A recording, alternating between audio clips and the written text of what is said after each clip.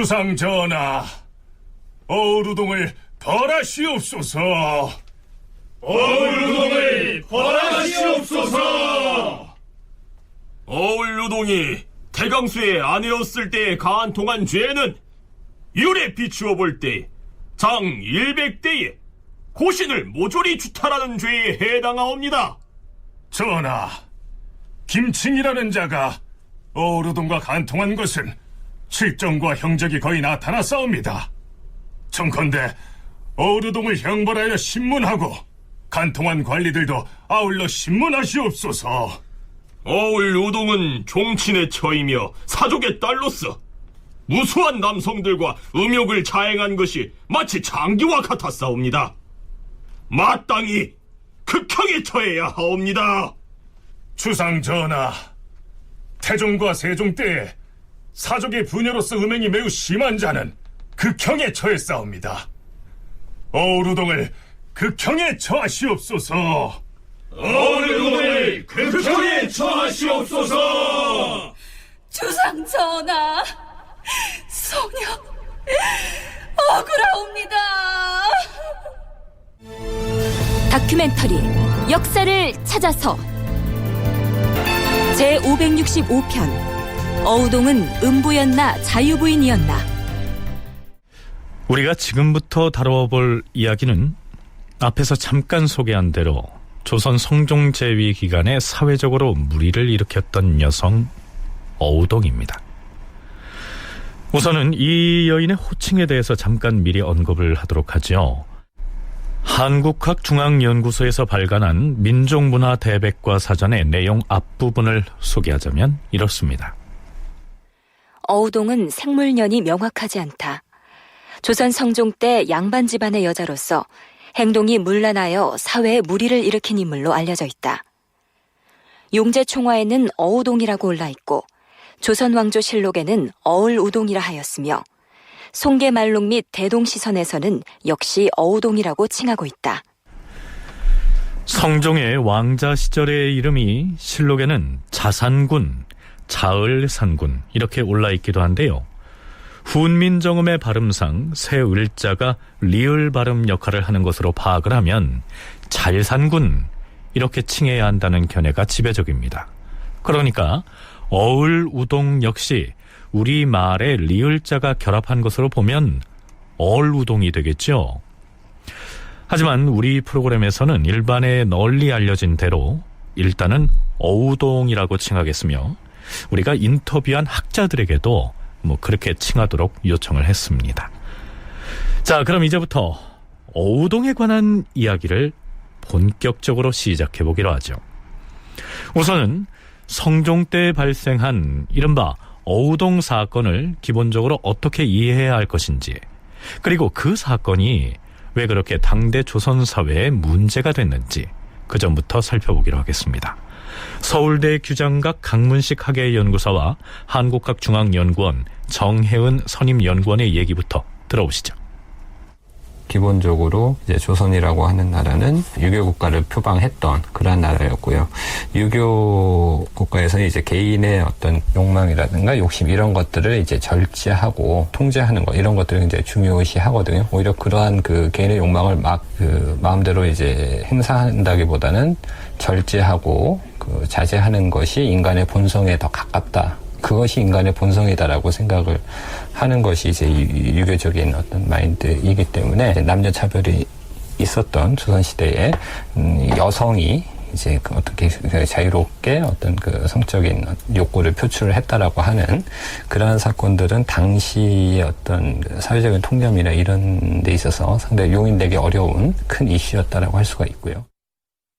이 어우동 사건은 정절을 중요시한 조선 유교 사회의 그 희생양이라고 말씀드릴 수가 있습니다. 어우동의 사건은 한 개인의 비도덕성보다는 당대 사회의 어떤 사회적 진로나 그 지향점 속에서 결정된 사건입니다.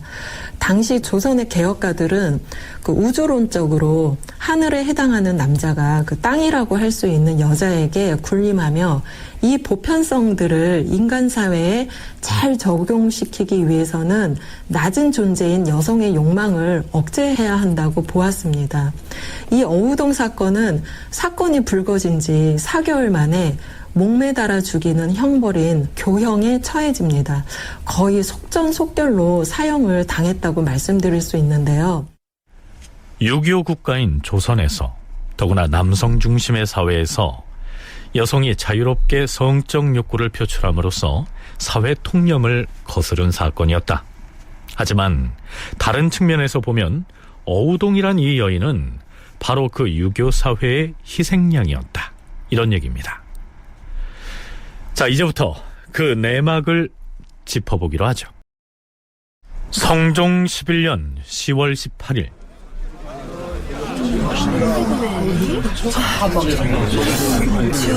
저 여자 이름이 무엇이라고 그러더라? 어우동이라고 하던가? 그렇대. 양반 가문 여자라는데 아유 어쩌다가 간통을 했다잖아. 그것도 한두 남자가 아니고 상대한 남자들을 꼽자면 10손가락이 모자란대. 아유 간통을 했다고 목 매달아 죽이는 경우는 처음 보겠네. 그래? 응? 아이 그러게 말이야. 아이 그리고 간통은 혼자 하나? 상대방 남정네들이 있을 거 아니야. 남자들도 벌을 받기는 한데 귀양 가는 사람도 있고 곤장을 맞는 사람도 있고. 남자들은 기껏 곤장을 맞고 귀양을 가는데 아이고 여자는 어찌하여 목을 메어 죽인다고 하는지 원. 그러게 말이야. 아니 그것도 양반 가문의 여인네라는데 말이야. 양반도 그냥 양반이 아니래. 남편이 왕실 사람이라는데? 어우동이 처형당하는 날의 저작거리 분위기를 용제총화에서는 이렇게 기록하고 있습니다. 여자가 행실이 더러워 풍속을 더럽히긴 하였으나 양반가의 딸로서 극형을 받게 되니 거리에서 지켜보는 사람들 중엔 눈물을 흘리는 자들이 많았다.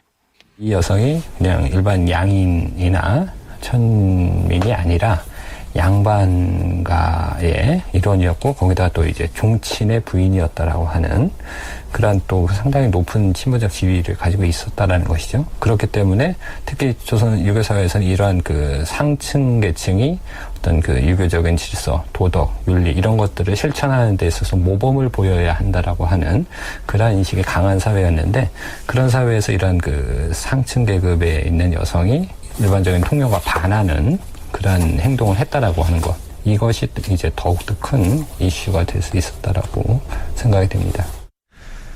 이러한 일련의 기록들을 통해서 짐작할 수 있는 것은 어우동이 당대의 사회 윤리로서는 도저히 용인할 수 없을 정도로 파격적인 성편력을 보인 것은 사실이지만 교수형에 처해진 것은 분명히 과도한 형벌로서 그 당시의 사회 상황 속에서 희생양의 성격이 강하다. 이렇게 정리할 수 있을 것 같습니다. 자, 그렇다면 어우동의 출신 성분부터 살펴보기로 하지요. 성종 11년 9월 2일치의 실록 기사를 보면 어우동에게 사형 언도를 내렸다는 내용을 소개하면서 이렇게 기술하고 있습니다. 의금부에서 이렇게 하려었다. 전하, 태강수 이동이 벌인 처 어우동은 승문원 지사 박윤창의 딸이고 그의 어미는 정씨인데 수산수 이기, 방산수 이난, 내금이 구전, 화규 홍찬, 생원 이승원, 서리 오종년과 가미형, 생도 박강창, 양인 이근지, 산호 직업이 등과 간통하였사온데 또한 영의정 정창소는 이렇게 하려었다. 주상 전하, 어우동은 종친의 처이며 사족의 딸로서 음욕을 자행한 것이 마치 창계와 같았사오니 마땅히 극형에 처해야 하며 어우동의 남편은 왕실의 일원인 이동이라는 남자이며 그 자신은 사족, 즉 양반가의 딸이다. 이렇게 기술하고 있습니다. 이 어우동의 아버지는 그 박윤창, 이고 그 어머니는 정씨 부인으로 그 어우동의 집안은 그 여러 가지 정황을 이렇게 살펴봤을 때 그 지체도 있고 그다음에 재력도 있는 그런 집안으로 그 판단이 됩니다. 이 어우동의 남편은 효령대군의 손자인 그 태강수 이동인데요. 이 이동은 정실 부인에서 난 그 아들이 아니라 이제 그 서자 출신이라고 할 수 있습니다. 하지만 당시 조선에서는 서자 출신이라도 양반과는 다르게 왕실 같은 경우는 대단히 그 비교적 높은 지위를 누리고 있었습니다. 이렇게 종합해보면 이 어우동은 그 왕실 일가인 종친을 남편으로 둔 지체 높은 여성이었다라고 말씀드릴 수가 있습니다.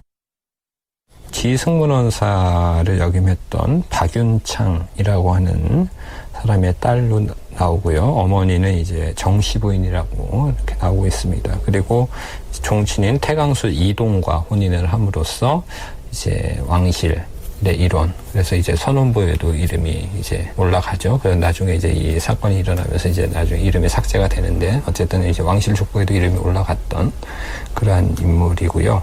이 박윤창 같은 경우는 그 이제 용제총화에 보면은, 용제총화에서는 이제 박윤창이라는 실명은 나오지 않고 박 선생이라고 이렇게 나오는데, 보면 집안에 재력이 상당히 있었던 것으로, 그렇게 뭐 간략한 기사이지만 재력이 있었던 것으로 이제 나타나 있고, 그다음에 이제 종친과 이제 혼인을 맺을 정도였다라고 한다면 꽤 그래도 당대에 사대부로서 큰 하자가 없는 그러한 집안이었던 걸로 이렇게 생각이 됩니다. 어우동과 동시대를 살았던 성현은 자신이 쓴 용제총화에서 이렇게 기술하고 있습니다. 어우동은 지승문 박선생의 딸이다. 그의 집은 돈이 많고 자색이 있었으나 성품이 방탕하고 바르지 못하여 종실인 태강군수의 아내가 된 뒤에도 그 방탕을 멈추지 아니하였다. 어우동의 출생이나 그 가문에 대한 기록은 이게 전부입니다.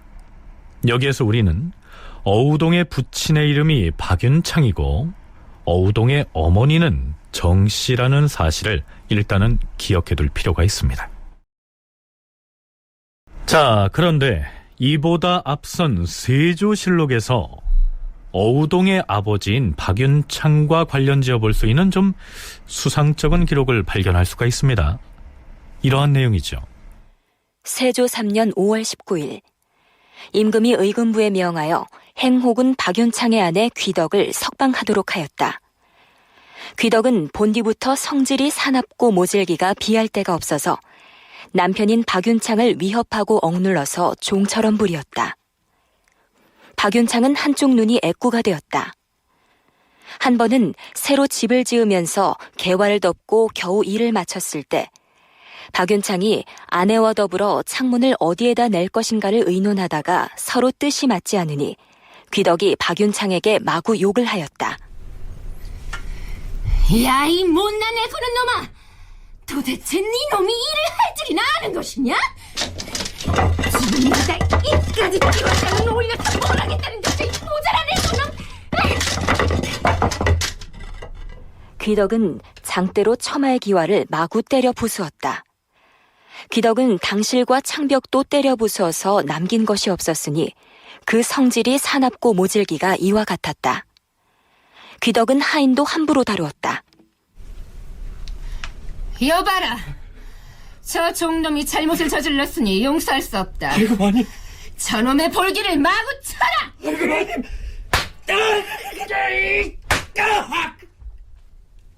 귀덕은 노복이 조그만 실수라도 하면 고문을 가하게 하니 이로 인하여 죽은 자가 한둘이 아니었다.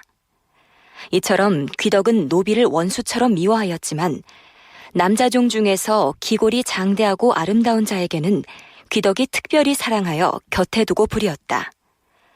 그런데 어느 날 여종이 귀덕이 사내종과 더불어 사통했다고 발설하였다. 귀덕은 즉시 그 여자종과 여종의 아들을 때려 죽였는데 그 일이 발각되어서 옥에 갇히게 되었다. 귀덕의 애꾸는 남편 박윤창은 자기 아내는 죄가 없다면서 극구 변명하였으므로 옥을 지키는 관리가 웃으면서 말하였다. 아이, 본래 규방에서 일어난 일은 은밀한 것이 아니오. 그대의 아내 귀덕이 종놈하고 비밀리에 이러쿵 저러쿵 하였으니 그대가 어찌 별일이 없다고 보장하겠는가? 응? 그러나 박윤창은 애꾸 눈에서 흐르는 눈물을 닦으면서 애처롭게 슬퍼하니 주위의 사람들이 모두 이를 비웃었다. 그런데 이때에 이르러 온 나라에 가뭄이 심하게 들었으므로 어명에 따라 귀덕을 석방하게 되었다. 자, 세조실록에 실린 기사의 내용은 이상과 같습니다. 여기에서 귀덕이라고 하는 여자는 애꾸눈을 한 남편을 하인 부리듯 하고 또 실제 자신의 하인들에게는 모질게 매질을 해서 죽이기도 한 아주 극악한 부녀자로 묘사가 되어 있습니다. 이 여성의 이름은 귀덕으로 나와 있지만 성씨가 어떻게 되는지는 밝히지 않고 있습니다. 하지만 그의 애꾸는 남편은 확실하게 박윤창이다, 이렇게 기술하고 있습니다. 우리가 앞에서 살펴봤듯이 어우동의 아버지의 이름은 박윤창이죠. 세조실록에 나오는 애꾸는 박윤창이 이 성종실록에 나오는 어우동에 붙인 박윤창이라면 그 모질고 패덕한 여인 귀덕은 어우동의 어머니가 되는 것입니다. 하지만 그 박윤창이 어우동의 아버지 박윤창인지, 그리고 그 귀덕이 어우동의 어머니 정씨와 같은 사람인지를 입증할 만한 다른 증거는 없습니다. 시간차도 좀 있어 보이고, 그다음에 또 하나는 이제 태강수 이동과 이제 혼인을 했는데, 그러니까 어쨌든 뭐 이 태강수 이동이 뭐 당시에 이제 반계의 뭐 종친이긴 하지만 어쨌든 이제 종친과 혼인을 할 정도라면은 그 상대 집안을 어느 정도 이제 보게 되는데요. 이제 1457년에 있는 그 실록의 기사에 실록에 그렇게 날 정도로 그 집안에 문제가 있다라고 평가가 낮다라고 한다면 그런 집안을 이제 종친과 혼인을 시켰겠는가? 이 시간적으로 봤을 때 이 태강수의 혼인이 정확히 언제인지 모르겠지만 하여튼 1457년보다는 뒤의 일이었을 걸로 생각이 되니까요. 그런 점을 고려해 봤을 때 이 동명이인으로 봐야 되지 않을까. 만일 그 애꾸는 박윤창과 귀덕이라는 매우 패악한 여성 사이에서 어우동이 출생을 했다면 왕실의 일원인 이동이라는 사람이 그런 집안 출신의 어우동과 혼인을 했겠느냐. 그런 점을 놓고 볼 때 그 애꾸는 박윤창과 귀덕은 어우동의 부모가 아닐 가능성이 높다. 강문식 연구사의 견해가 그러합니다. 그런데 정혜은 연구원은 여러 정황으로 볼 때 그 애꾸는 박윤창과 귀덕이 실제 어우동의 부모일 가능성도 있다고 분석합니다. 정황상으로는 맞을 것 같은데 저도 이제 사료를 다시 봤는데 이 세조실록에서는 귀덕이라고 나오고 성종에서는 정씨라고 나온 거 보면 다른 여성일 가능성도 있지만 그 음행이라는 데 그 초점을 맞추면 또 귀덕이지 않을까. 그리고 이제 또 한 가지는 세조실록을 작성한 그 사관들과 그 다음에 성종실록을 작성한 사관들이 서로 다르기 때문에 당시는 귀덕이라고 했다가 이쪽에 와서는 정씨라고 했을 가능성도 있습니다. 그래서 이 부분은 다른 자료가 나와가지고 서로 좀 교차로 체크가 될 때 더 확신을 갖고서 귀덕과 정씨 부인이 동일 인물인지 아닌지를 맞춰봐야 될 것 같습니다. 음행이라고 하는데 초점을 맞추면 그 귀덕이란 여성이 어우동의 어머니일 가능성이 있다는 얘기인데요. 자, 이게 무슨 뜻일까요? 성종 11년에 어우동에게 사형을 언도하면서 그 간통의 행적을 나열한 내용 중에는 이러한 대목이 있습니다. 사람들이 어우동의 어미 정씨도 음행이 있을 것을 의심하였는데 그 어미가 일찍이 이렇게 말하였다. 사람이라면 누군들 정욕이 없겠는가. 내 딸이 남자에게 혹하는 마음이 다만 좀 심할 따름이다.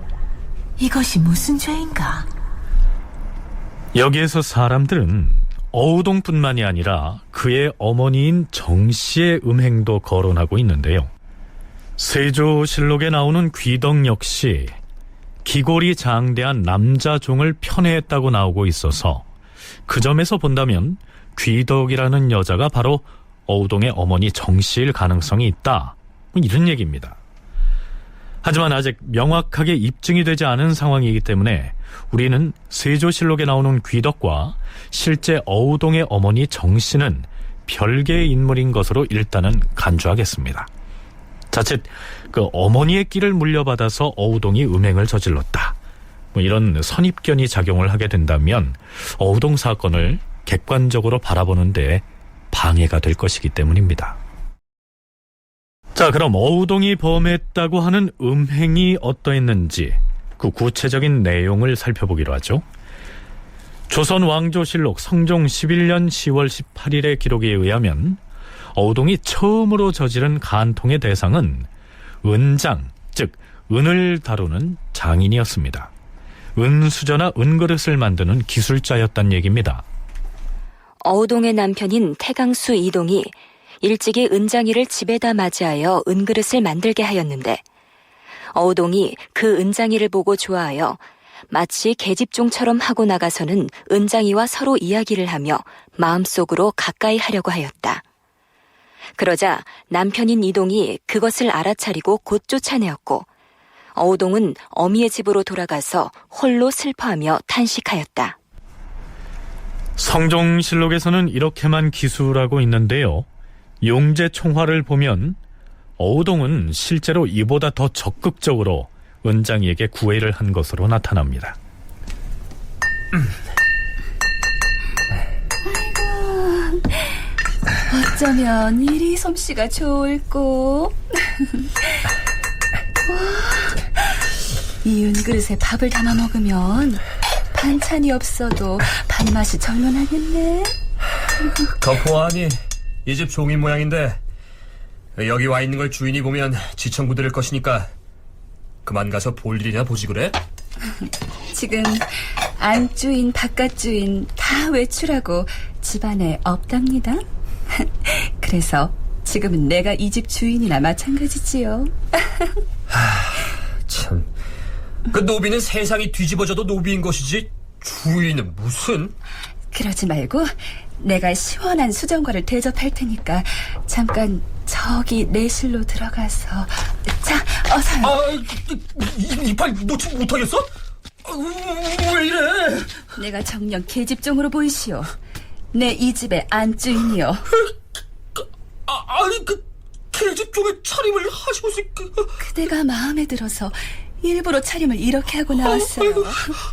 여러 말 말고 따라오시오. 많이 졸어오지 않고... 잠자코 따라오라니까 그러네. 자, 이쪽으로 어서요. 어우동은 남편이 나가고 나자 계집종의 옷차림을 하고서 은장이 옆에 앉아 그릇 만드는 솜씨를 칭찬하더니 드디어 내실로 끌어들여 날마다 마음대로 음탕한 짓을 하다가 남편이 돌아오면 몰래 숨기곤 하였다. 그의 남편은 자세한 사정을 알고 마침내 어우동을 내쫓아버렸다. 그러자 어우동은 친정으로 쫓겨난 다음에 그때부터는 자유롭게 이 남자 저 남자를 만나면서 간통 행각을 벌였다는 얘기입니다. 그런데 어우동이 남편에 의해서 내쫓긴 내력이 사실과는 조금 다릅니다. 어우동 사건이 조정에 알려진 그 해는 1480년, 즉 성종 즉위 11년입니다. 그런데 이보다 약 4년 전인 그 종부시, 이 종부시는 그 종친들에 관한 사무를 맡아보는 그 관서인데요. 이 그 종부시에서 이동을 고발합니다. 그 성종에게 뭐라고 고발을 하냐면 이 이동이 종친으로서 첩을 사랑하다가 아내의 허물을 들추어서 제멋대로 쫓아버렸다. 이제 이렇게 고발을 합니다. 여기서 종부시에서 말하는 그 아내 허물은 제가 생각했을 때 바로 그 어우동 사건, 바로 그 젊은 은장이 사건을 저는 말한다고 생각을 합니다. 자, 4년 전에 어떤 일이 있었다는 걸까요? 바로 그 4년 전인 성종 7년 9월 5일치의 기사를 보면 왕실 종친을 관리하는 종부시에서 어우동의 남편인 이동과 관련해서 임금에게 이렇게 건의합니다. 주상 전하, 태강수 이동은 기생 영경비를 매우 사랑하여 그 아내 박씨를 버렸사옵니다. 대저, 종친인 자가 기생첩을 사랑하다가 아내의 허물을 들추어 제멋대로 내쳐서 이별을 하였사옵니다. 또한 그의 처 박씨에 관련된 일이 알려지게 되면 그 패단의 근원을 막기 어렵사옵니다.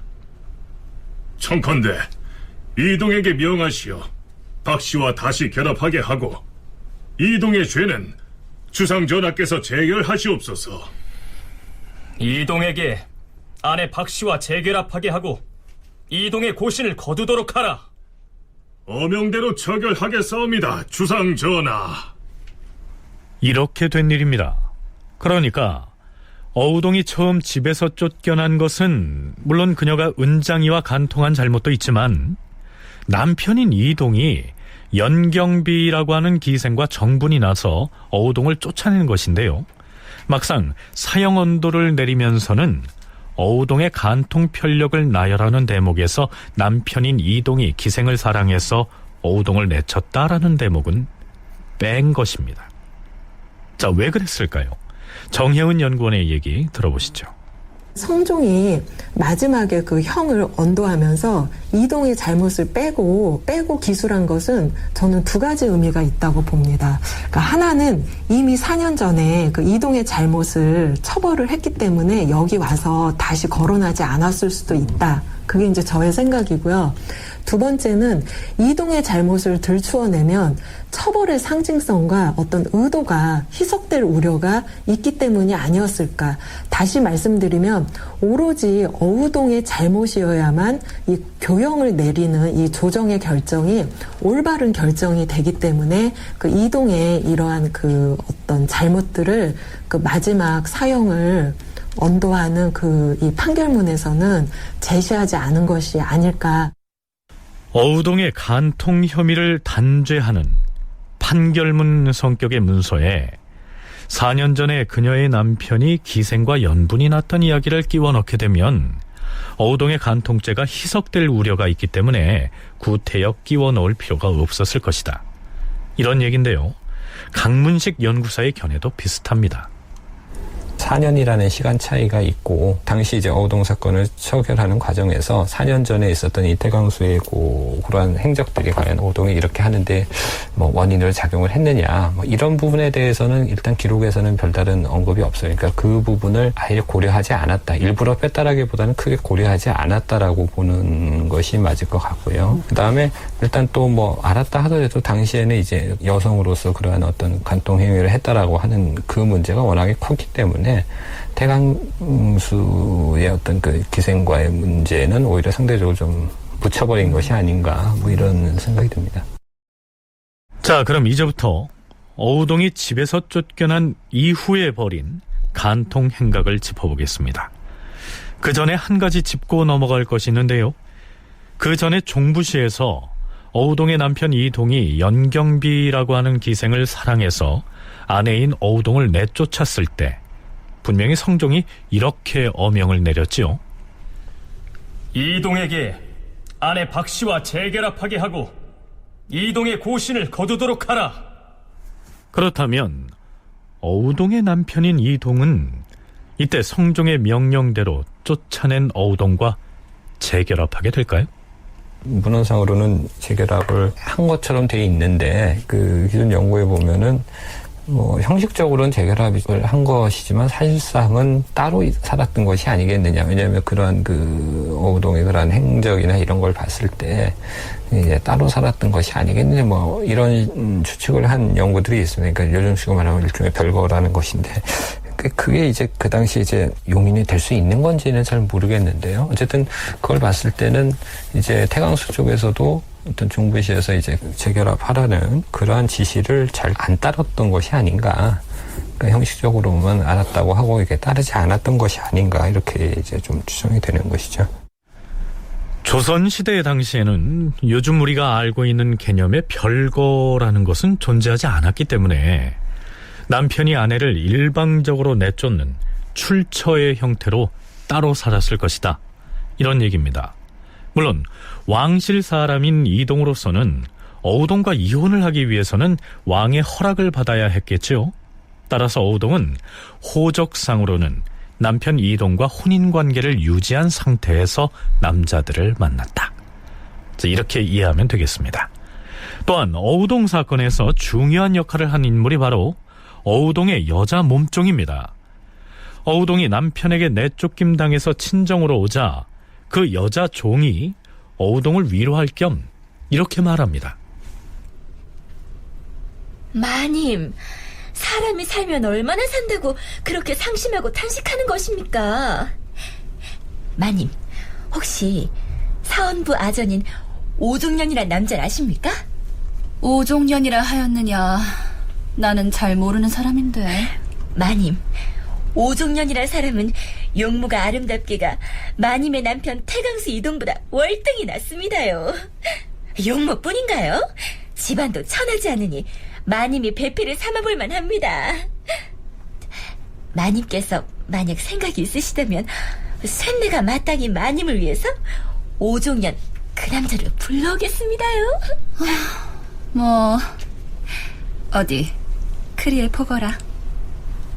그 뒤 어느 날 계집종이 오종년을 맞이하여 데리고 오니 어우동이 그를 맞아들여 간통을 하였다.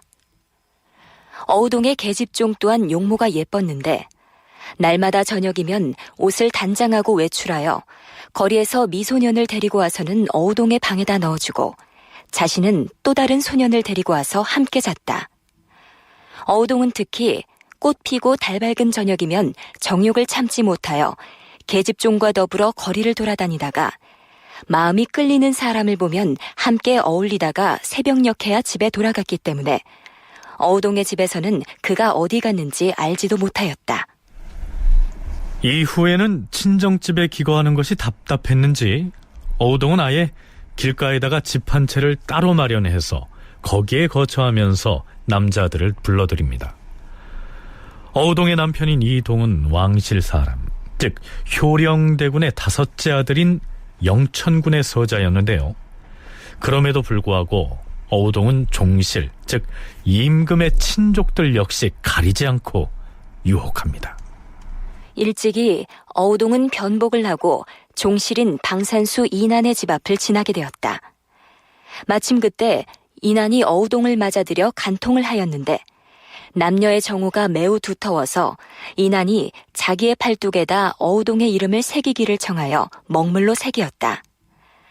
또한 어우동은 단오날에 화장을 하고 나가 놀다가 도성서 쪽에서 그네 뛰는 놀이를 구경하고 있었는데 역시 왕실 종친인 수산수 이기가 어우동을 보고 반해서 그 계집종에게 물었다. 여봐라, 네 주인은 네 집의 여자인고? 글쎄요. 내금 위에 첩이라고 해두죠. 나는 남양 경절이니라. 네 주인에게 가서 나하고 같이 남양 경절에 갈 의향이 있느냐고 물어보아라. 알겠습니다, 나리. 마님, 저 나리께서 남양 경저에 함께 가시겠냐고 묻습니다요. 저 나리는 나이도 젊어 보이고 코도 큰 것이 마님이 좋아하실 상입니다요. 남양 경절이라 하였느냐. 함께 가겠다고 이르라. 이렇게 해서 어우동은 종실인 수산수와도 정을 통합니다. 앞에서 이 수산수의 관직이 경절이라고 했는데요. 경절한 서울에 있으면서 지방관청에 서울에 관계되는 사무를 대신 봐주는 곳을 일컫고요. 거기에서 일하는 관리를 경절이라고 합니다. 그러니까 수산수 2기는 서울에 있는 남양군 출장소에서 일하는 관리였던 것입니다. 그 뒤에도 어후동의 음행은 계속됩니다. 전의감의 생도인 박강창이 노비를 파는 일로 인해 어우동의 집에 이르러서 값을 직접 의논하기를 청하였다. 어우동은 박강창을 보고 반하여 꼬리를 쳐서 맞아들여 간통을 하였는데 어우동이 그를 가장 사랑하여 또 그의 팔뚝에다 이름을 새기었다. 또한 이근질한 자가 있었는데 어우동이 음행을 좋아한다는 소문을 듣고 간통하려고 마음을 먹었다. 그는 직접 어우동이 사는 집의 대문에 이르러서 거짓으로 방산수의 심부름을 온 사람이라고 칭하니 어우동이 나와서 이근지를 보고는 문득 붙잡고서 간통하였다. 내금 위의 구전이라는 남자는 어우동과 담장을 사이에 두고 살았는데 하루는 어우동이 정원에 나와 있는 것을 보고 마침내 담을 뛰어넘어 서로 붙들고 곁방으로 들어가서 간통하였다. 생원 이승원은 일찍이 집 앞에 서 있다가 어우동이 걸어서 지나가는 것을 보고 그 계집종에게 물었다. 이리 오너라. 왜 그러십니까, 나리? 네가 모시고 가는 저 여인은 지방에서 뽑아올린 새 기생이 아니냐? 맞습니다요, 나리. 그래. 이승원이 어우동의 뒤를 따라가며 희롱도 하고 말도 붙이며 드디어 어우동의 집에 이르렀다. 드디어 어우동이 그를 불러들여 침방으로 들어갔다. 이승원은 한쪽에 놓여있는 검은고를 보고서 그것을 가져다가 연주하였다.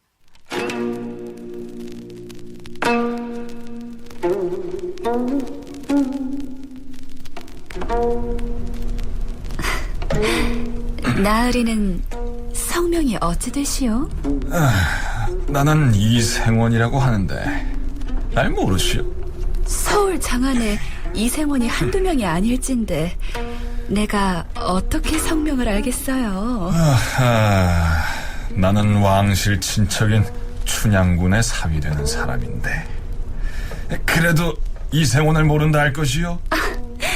이제 알만합니다. 그럼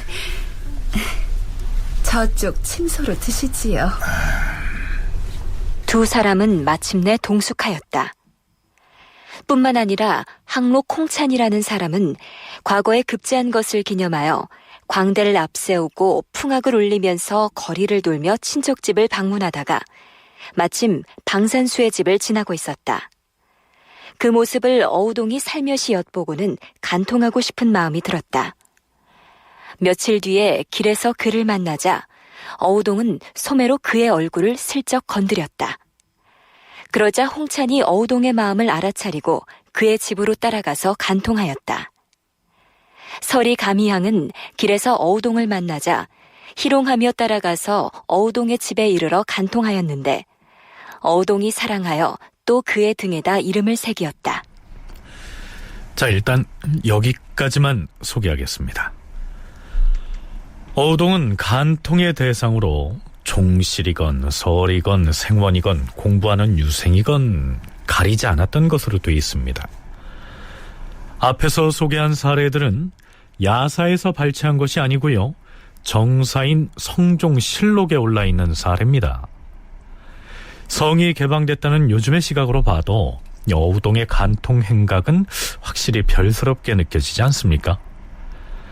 조선 전기 어우동 사건에 대한 재검토라는 논문을 발표한 정혜은 연구원은 어우동은 남성이 지배하던 조선 사회의 희생양이었다, 이렇게 말하면서도 어우동의 이러한 음행에 대해서만은 당대 사회가 도저히 용인할 수 없었을 것이라고 얘기합니다.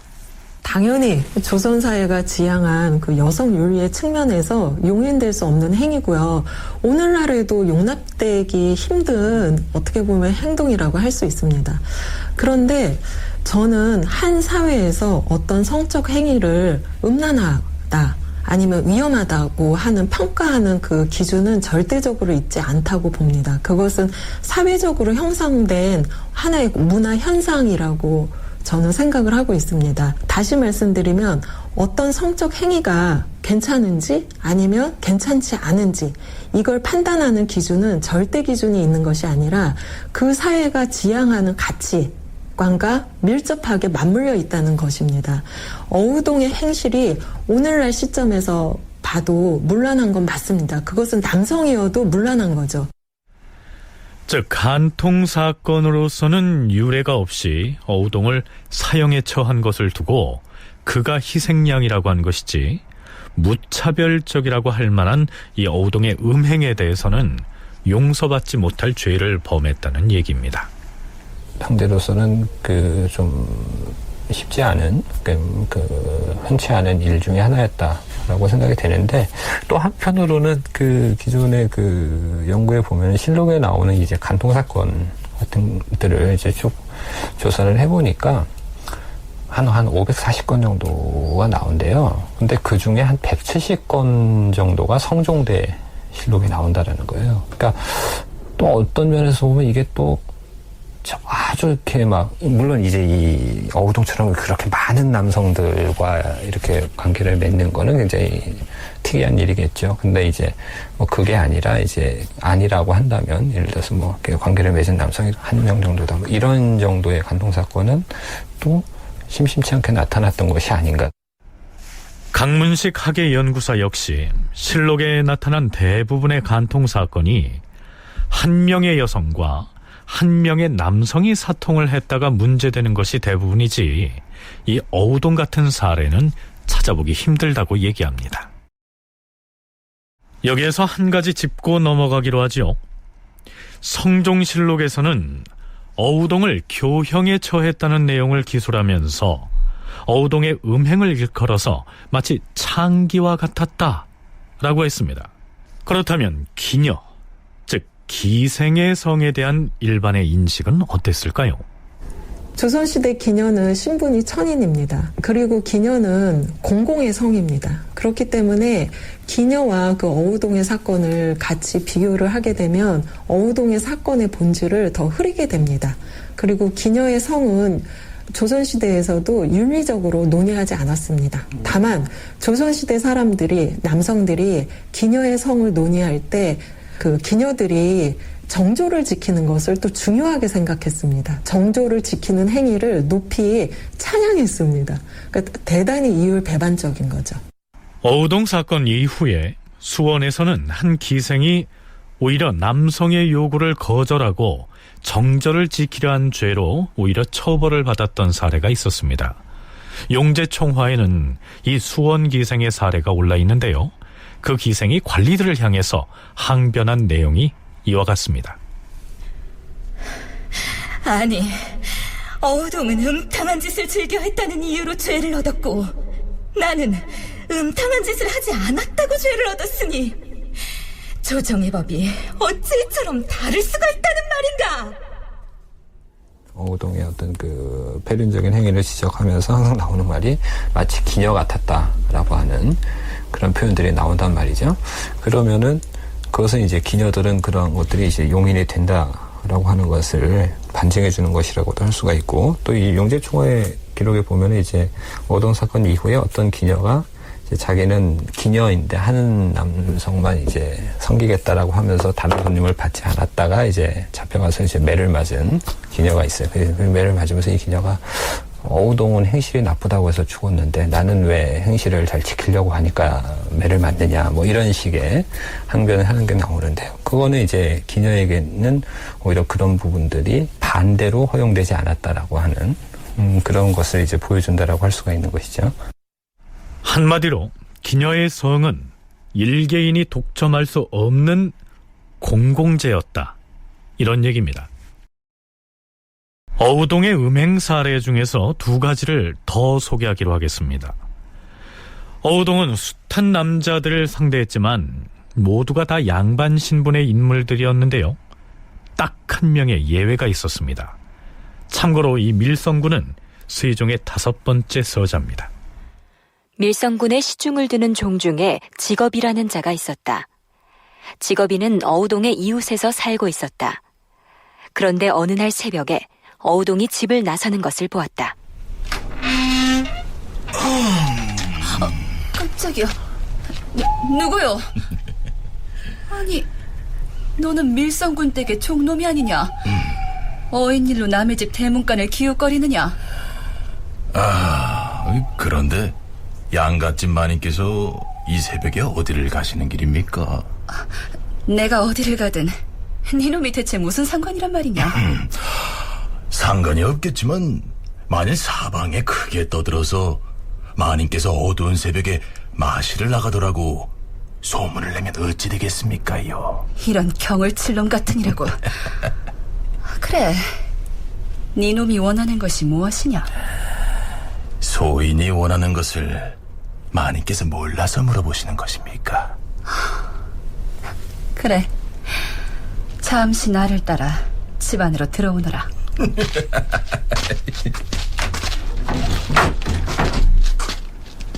천민 신분이었던 노비가 어우동을 협박해서 간통을 한 것이죠. 간호, 즉 종이 양반가의 규수를 협박해서 간통을 했다. 상하 귀천의 신분 질서가 엄격했던 조선사회에서 최하층 천민 신분인 종이 왕실의 부인인 어우동을 겁박해서 간통을 했으니까 뒷날 무시무시한 형벌을 받지 않았을까요? 간통 사건 연루자들에 대한 형벌 문제에 대해서는 다음 시간에 소개하겠습니다.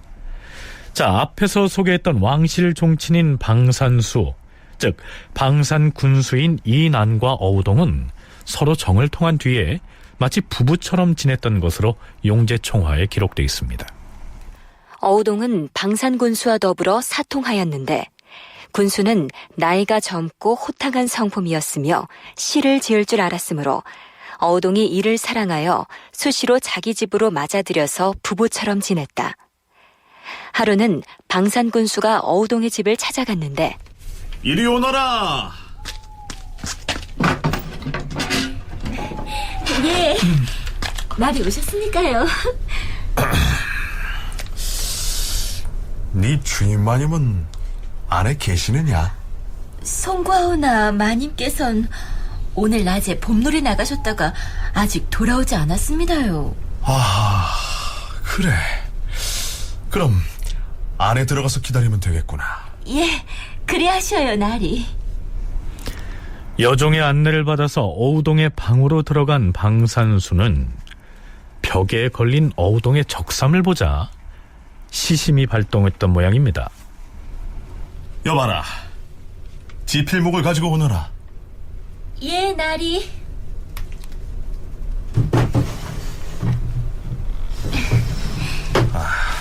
여기 벼루하고 먹물 그리고 붓을 가지고 왔습니다. 종이를 안 가지고 왔네. 되었다.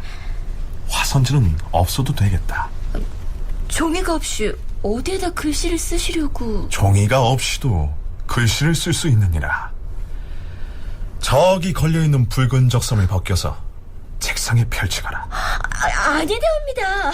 저것은 마님이 가장 아끼는 옷인데. 어허, 네 마님이 가장 아끼는 옷이니까 내가 거기에다 정표를 남기려고 하는 것이다. 어서 갖다가 펼치거라. 예, 나리. 아하, 그러면 어디 한 수 적어볼까? 이때 방산수가 어우동의 붉은 적삼에다가 썼다는 시의 구절들이 성현의 용제총화에 소개되고 있습니다. 그 내용을 한글로 풀어서 운율에 맞춰서 의역을 하면 내용이 이렇습니다. 물시계는 또 밤기운이 맑은데 흰 구름 높은 달빛은 밝기만 하구나. 방 안은 고요하되 향기가 남아있으니 나는 이렇듯 꿈속에 나누던 정을 여기에 그리누나.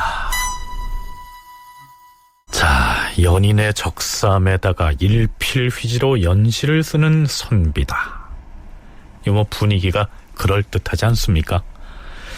하지만 시의 내용이야 낭만적일지 모르겠지만 이 두 사람의 관계가 전혀 권장할 만한 관계가 아니어서 시인 묵객들의 그 낭만하고는 좀 동떨어진 것이라고 하겠습니다. 그런데 어우동의 붉은 적삼에다가 연시를 썼던 그 방산군수 이난은 밀성군 집안의 종 직업이가 어우동을 협박해서 간통하던 그때 이미 간통죄로 체포돼서 의군부에 갇혀 있었습니다. 어우동이 감옥으로 면회를 갔는지 아니면 방산수가 사람을 시켜서 어우동에게 전했는지는 알 수 없지만 두 사람 사이에 이러한 대화가 오간 것으로 실록에 기록되어 있습니다. 어우동이 마침내 밀성군의 종 직업이를 안으로 불러들여 간통을 하였다. 바로 이때 방산수 이난이 옥중에 있었는데 어우동에게 이렇게 일렀다. 예전 세종 때 감동이라는 여자가 간통을 하였는데 그가 상대한 간부들이 아주 많았기 때문에 그로 인하여 감동은 중죄를 받지 아니하였느니라. 그러니 너도 사통한 남자들을 숨김없이 그리고 되도록 많이 끌어대면 중죄를 면할 수 있을 것이다. 방산수 이난은 어우동에게 이렇게 조언을 해줬다는 것입니다. 그리고 그 다음에 이어지는 실록 기사는 이렇습니다. 방산수의 말을 듣고 어우동이 간부를 많이 열거하고 방산수 이난 역시 어유소, 노공필, 김세적, 김칭, 김휘, 정숙지 등을 끌어대었으나 모두 증거가 없어서 죄를 면하게 되었다. 방산수 이난이 이렇게 공술하였다. 전하, 어유소는 일찍이 어우동의 이웃집에 피접하여 살았사온데 은밀히 어우동에게 사람을 보내어서 자기 집으로 어우동을 맞아들여 사당에서 간통을 하고 뒷날 만날 것을 기약하여 옷가락질을 주어 심표로 삼았사옵니다. 또한 김희는 어우동을 사직동에서 만나 길가의 인가를 빌려서 그곳에서 정을 통하여 싸웁니다. 우리가 지난 시간에 다룬 서북면 정벌에서 총사령관을 맡았던 장본인이 바로 어유소 아니었습니까? 방산수의 말에 의하면 이 어유소가 어우동과 간통을 했다는 것입니다. 그런데 실록의 기사에 의하면 어유소 등은 실제로는 간통을 한 적이 없는데 방산수가 어우동에게 되도록 많은 사람을 간통 대상으로 거론하면 가벼운 처벌을 받을 것이다. 이렇게 조언을 한 결과 이 어유소 등의 무고한 사람들의 이름이 거론됐다. 이렇게 되어 있습니다. 정말 그들은 혐의가 없을까요? 혹은 실록에 기술된 이러한 구절들이야말로 어유소 등 고관 대작을 무혐의 처리하기 위한 장치는 아니었을까요? 자, 어우동 그리고 어우동의 간통 대상 남성들이 어떤 처벌을 받게 되는지 그 내용은